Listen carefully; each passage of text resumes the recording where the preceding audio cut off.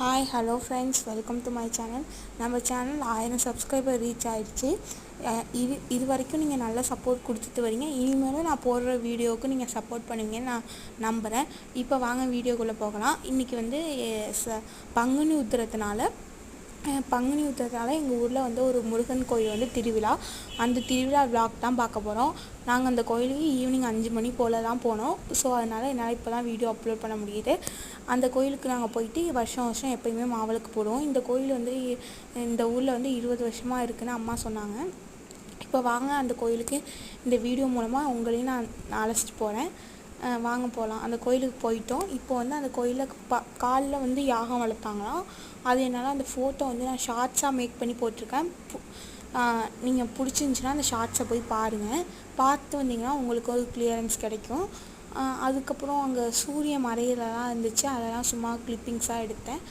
அதுக்கப்புறம் நம்ம அந்த கோயிலில் சாமியெல்லாம் கும்பிட்டுட்டு இருக்கும்போதும் எடுத்தேன். மாவிளக்கு போடும்போது இந்த வீடியோ எடுத்தது. அதுக்கப்புறம் மாவிளக்கு போட்டுட்டு அந்த கோயிலை இனிமேல் செஞ்சு வச்சுருந்தாங்க.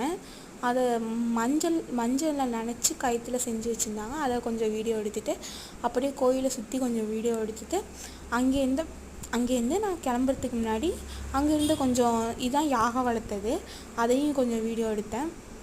அதுக்கப்புறம் இந்த கோயிலில் சுற்றி இருந்த இடத்தெல்லாம் வீடியோ எடுத்துகிட்டு இது வெளில முருகனை இப்படி டிஸ்பிளே பண்ணி வச்சுருந்தாங்க. அதையும் வீடியோ எடுத்துகிட்டு கடையெல்லாம் அந்த கோயிலில் நிறையா வந்துச்சு. பக்கத்துலேயே பால் குடம் எடுத்துகிட்டு இருந்தாங்க. நான் அதை வீடியோ எடுக்கலை, ஏன்னா நிறைய பேர் இருந்தாங்களோ அதனால் நான் வீடியோ எடுக்கலை. அதுக்கப்புறம் கடையெல்லாம் கொஞ்சம் கடை தான் இருந்துச்சு. எல்லாமே ஓரளவுக்கு ரீசனபிள் ப்ரைஸில் தான் இருந்துச்சு. நான் அங்கேருந்து கொஞ்சம் லப்பர் பேண்ட்லாம் வாங்கிட்டு கிளம்பிட்டேன். அவ்வளோதான். ஒரு ஐஸ்கிரீம் நானும் தம்பியும் சாப்பிட்டு அங்கேருந்து கிளம்பிட்டோம். அங்கேருந்து எங்கள் வீட்டிலேருந்து கோயிலுக்கு ஒரு 5-6 கிலோமீட்டர் தான். ஸோ அதனால் நாங்கள் வெயிட் பண்ணி பஸ் ஏறி கிளம்பி வந்துட்டோம். ஓகே ஃப்ரெண்ட்ஸ், இந்த வீடியோ பிடிச்சிருந்துச்சா மறக்காமல் சப்ஸ்கிரைப் பண்ணி வச்சுக்கோங்க. தேங்க்யூ ஃபார் வாட்சிங்.